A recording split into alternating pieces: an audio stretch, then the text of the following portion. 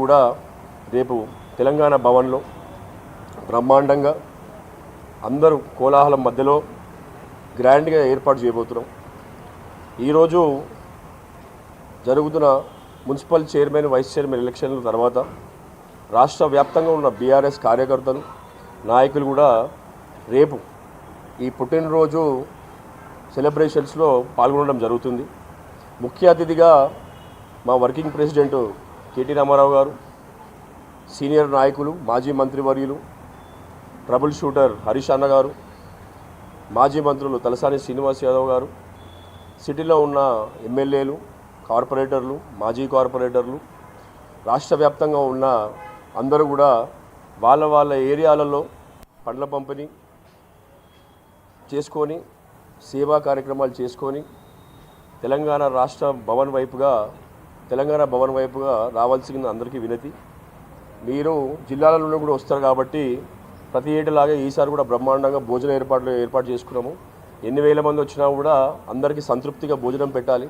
మన కేసీఆర్ గారి పుట్టినరోజు కాబట్టి ప్రతి ఏటలాగే ఈ ఏట కూడా డాక్యుమెంటరీ, పాటలు, వాటితో పాటు 72 కిలోల కేక్, ఎందుకంటే జాతిపిత గారి 72 ఇయర్ బర్త్డే కాబట్టి 72 కిలోల కేకు కట్ చేసిన తర్వాత భోజన కార్యక్రమాలు ఉంటాయి. మీరు చూస్తుంటే రావణ కాష్టంలో మారిన రాష్ట్రం. తెలంగాణ వ్యాప్తంగా జరిగిన పంచాయతీ ఎలక్షన్లు కానివ్వండి, జరిగిన మున్సిపల్ ఎలక్షన్లు కానివ్వండి, మున్సిపల్ ఎలక్షన్లలో ఈరోజు పొద్దున నుండి చూస్తున్న డ్రామాలు మీరు చూస్తున్నారు. మొన్న ఎలక్షన్స్ ముందు వరకేమో టీవీ సీరియల్ నడిపించినారు, సిట్ విచారణ అని, ఫోన్ ట్యాపింగ్ అని. తర్వాత ఒక రాష్ట్ర ముఖ్యమంత్రి స్వయంగా పంచాయతీ ఎలక్షన్లలో, మున్సిపల్ ఎలక్షన్లలో క్యాంపెయిన్ చేయడం జరిగింది. చేసినప్పటికీ కూడా అనుకున్న స్థాయి ఏంది, చాలా తక్కువగా వాళ్ళ విజయం నమోదు కావడంలో, తర్వాత వెంటనే అరాచక పాలనకి తెరతీసి ఎక్కడికక్కడ నిర్బంధనలు, పోలీసుల మధ్యలో నిర్బంధనలు, రౌడీయిజము, గుండాయిజము, నాయకుడులా వ్యవహరించకుండా ఏదో వీడి రౌడీలా వ్యవహరిస్తున్న విధానాన్ని మనం పొద్దున కూడా గమనిస్తున్నాం. ఎక్కడైతే BRS పార్టీ కూడా స్వయంగా సొంతంగా గెలిచిన అభ్యర్థులను కూడా కిడ్నాపులు చేసే విధంగా, భయభ్రాంతులు చేసే విధంగా మీరు ఎట్లయిపోయిందంటే, మీడియా మా చేతుల్లో ఉంది, మీడియా మేనేజ్మెంట్ చేసుకున్న తర్వాత మేము ఎట్టబడతాడు చేయగలుగుతాం అనేది చూస్తున్నారు. మీరు కూడా tag line war one side అయ్యింది. ఇటువంటి ట్యాగ్ లైన్లు కూడా మీడియా నుండి కొంచెం నేర్చుకొని ముఖ్యమంత్రి గారు వాడకంలో తీసుకురావడం జరిగింది. దానికి మొన్న నేతలందరూ కూడా బ్రహ్మాండంగా బుద్ధి చెప్పడం జరిగింది.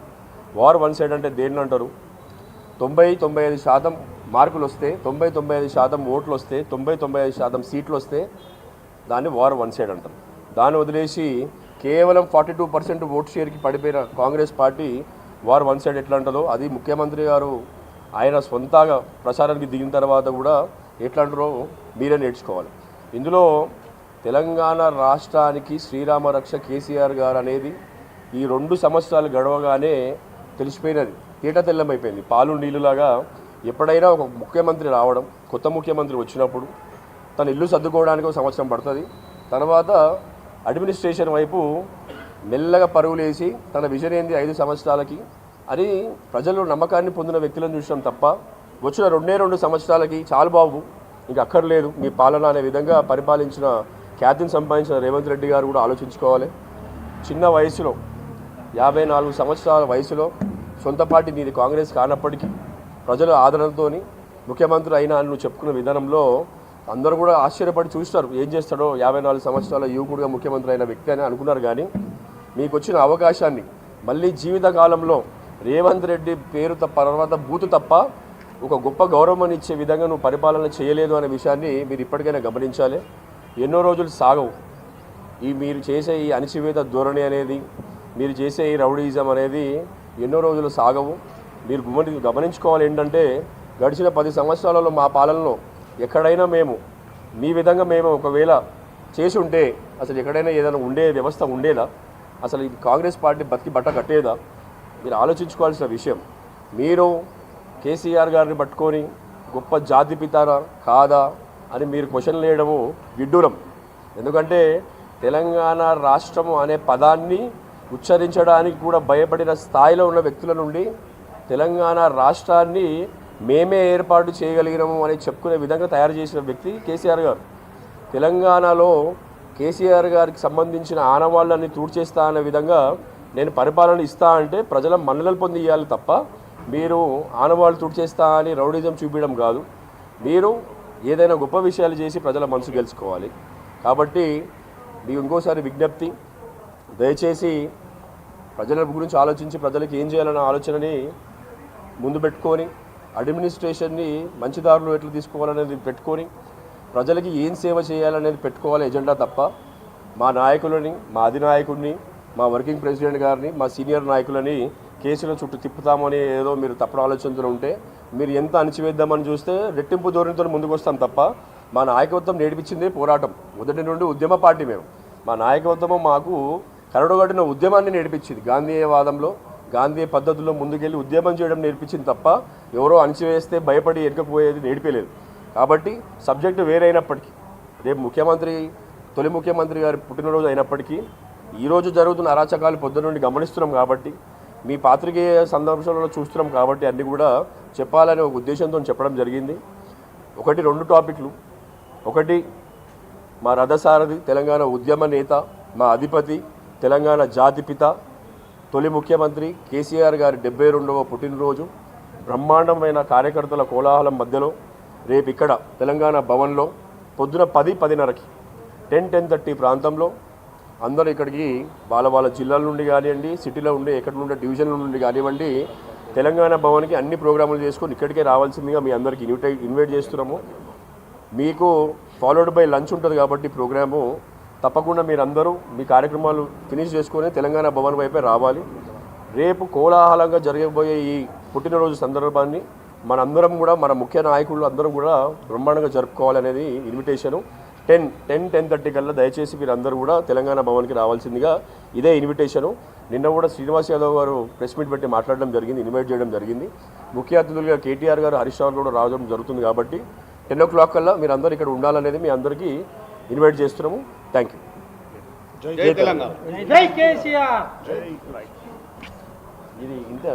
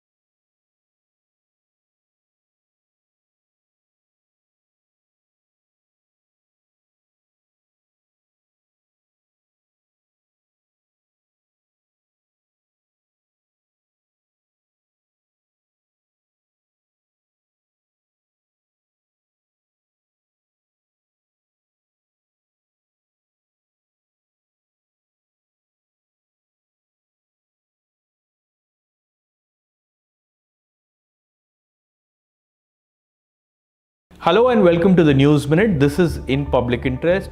Today I am joined by environmentalist Sundar Rajan, who heads an organization called Poolagin Nanbargal. What have they done?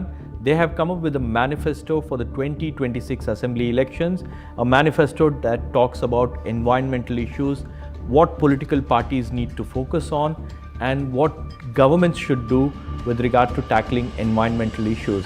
And why this is important? Because this is truly in public interest. And if you watch other TV channels, these kind of issues will not be discussed in any platform, be it the corporate sponsored Media Houses Summit or the conclaves.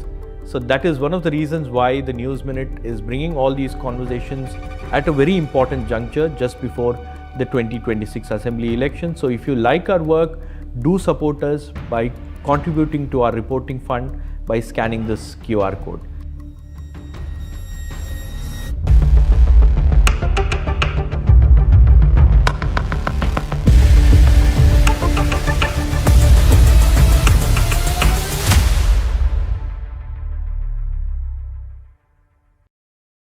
Sir, thank you so much for talking to us. What is the reason behind bringing such a manifesto? I think this is our second manifesto that we are bringing it out. We brought out our first environment manifesto before the 2021 elections.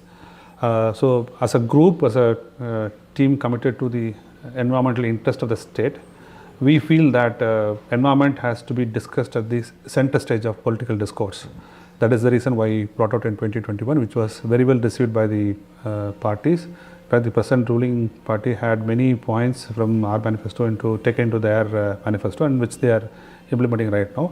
And it's not for a particular political party. We want all the political parties of Tamil Nadu, be it state parties, regional parties or national parties, to go through this, to understand what we are saying. And we are also not expecting that every political party will accept whatever we are saying. We are also very clear on that. But it's a profound duty of us that we should bring out these issues to the public discourse, and public should understand that these are the important issues that the state is facing today. So when you first brought out a manifesto that talks about environmental issues, how well it was received by political parties? And you have submitted your manifesto to the DMK. How have they incorporated that into governance? So when we released this manifesto, we asked a time with the then opposition party leader and today's chief minister, and he immediately asked us to come and meet him. We met him at Arivalayam, and we handed over the copy to him, and immediately he got the copy, and asked the manifesto drafting committee to go through this and discuss with them and with us.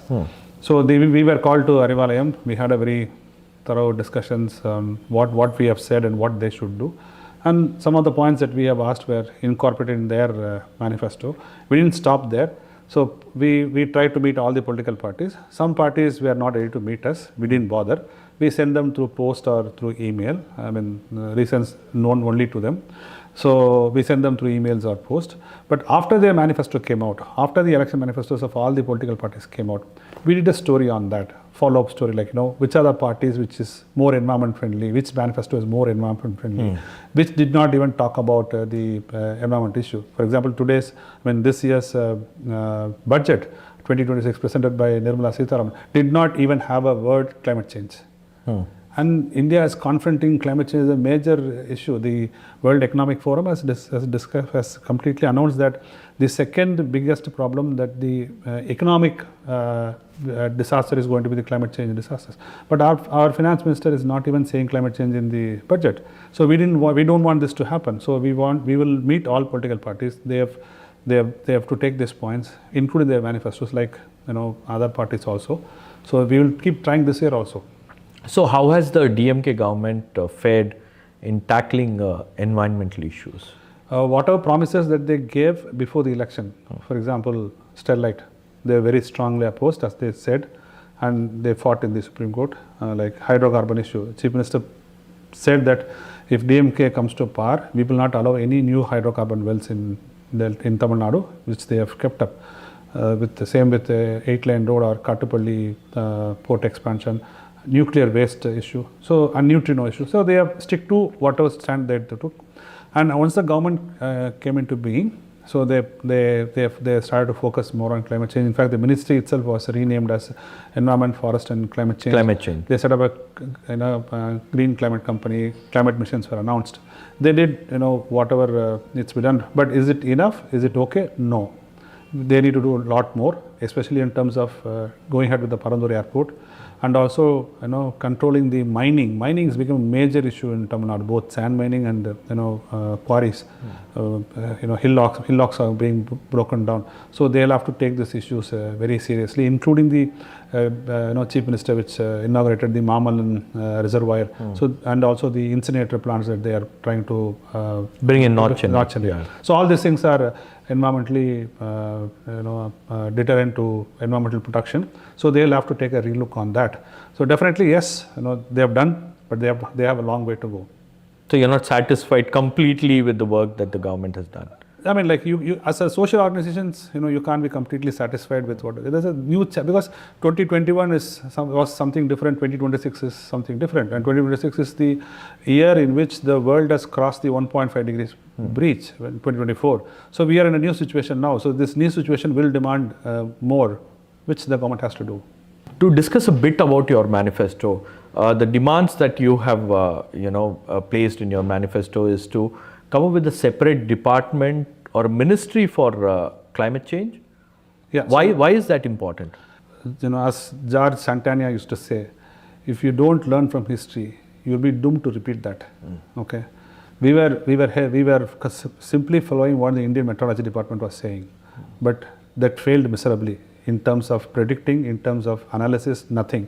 They did not predict the Fenjal cyclone to behave like that. They did not predict the Kayalpatnam, Tutukudi deluge that happened. They did not predict Migjam cyclone. So I can keep on going on what they failed, IMD where they failed. Their focus is somewhere else. But as a state which is known, for our progressive thinking. No, the role of IMD is to study weather patterns and to give alerts about weather patterns, right? Climate change is something which is different. That is true, but yeah. So why they are not able to predict it? Why IMD is not able to predict it? Because we don't have India-specific climate model. We have not kind of expanded, established radars and weather, data collection points, and also rain gauges, weather gauges. See, what is climate? It's a long-term behavior of weather, right? Long-term behavior of. So you need to have models that will predict that. You need to have data systems that will predict that. I agree that predicting tropical regions weather is very challenging. I don't deny that. But you have not made even an effort to do that. So that's what we are saying. Tamil Nadu has set up Tamil Nadu Archaeology Department, Tamil Nadu Health Department. Likewise, we will set up Tamil Nadu Meteorology Department or Tamil Nadu Meteorology Center. So why don't we start putting things in place when we don't have a support from the union government, or the union government's interests are somewhere else. So let us at least protect what Tamil Nadu needs. Let us set up a TMD, Tamil Nadu, like IMD, like we can set up a TMD that can focus on Tamil Nadu's weather and the long-term climate models. So we have to do that. How climate change affects people and who it affects, that is very important.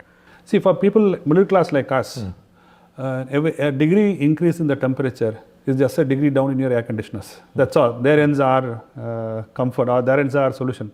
If it is 1 degree high, then you bring down from 26 to 25 or 25 to 24. You are done.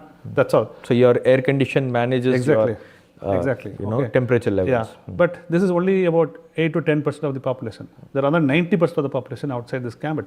I'll just give you a small anecdote. Our guys went for a walks, Voice of the People. So there was this fruit selling lady in the footpaths of T Nagar.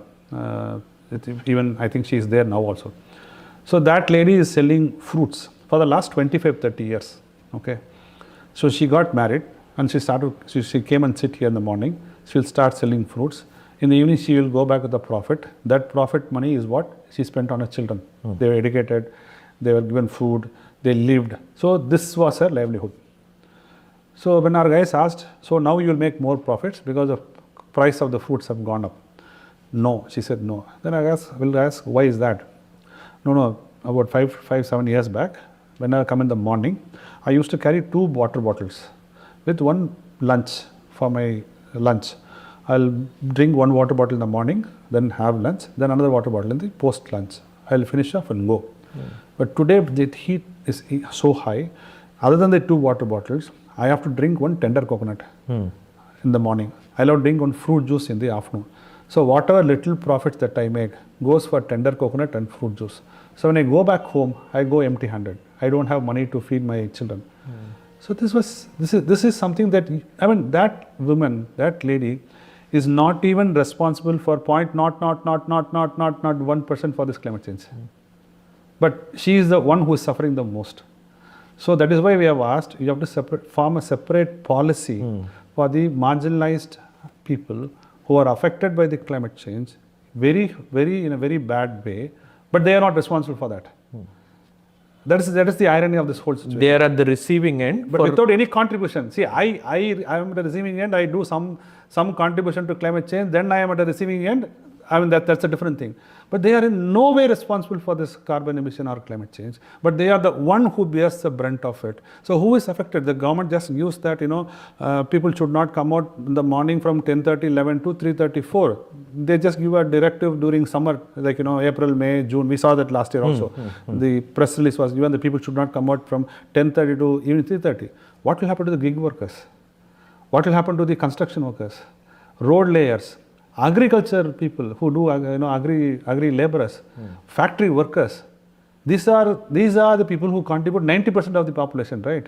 So that is why we have asked, we have to frame a separate policy for the marginalized communities who are affected by fishermen, fisher folks. They are fishing, it's going down like anything. So these are the people who are, badly, worstly affected by climate change, but they are in no way contributors to climate change who are affected. So we have asked any political party